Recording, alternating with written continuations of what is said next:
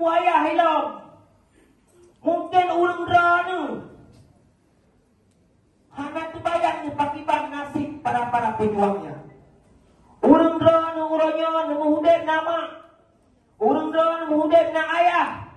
Akan tetapi anak-anak syuhadanya sampangan urangnya kebuyah ni dalam empat.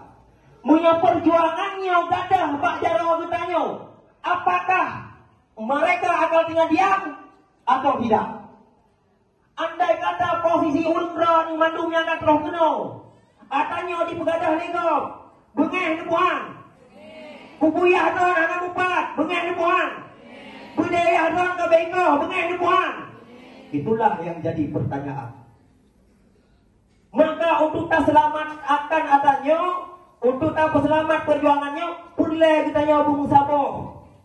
Perlu generasi Aceh yang baru tak terang, tak jelas fakta dasar.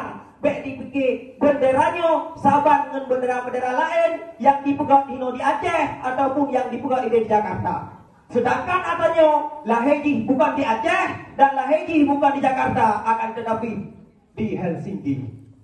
Ketika para petinggi GAM dan petinggi RI juga sabah tanda tangan jaro terhadap Aceh untuk keselamatan bangsa Aceh, baik lena, baik lele, anak yatim di Aceh dan baik lele janda di Aceh.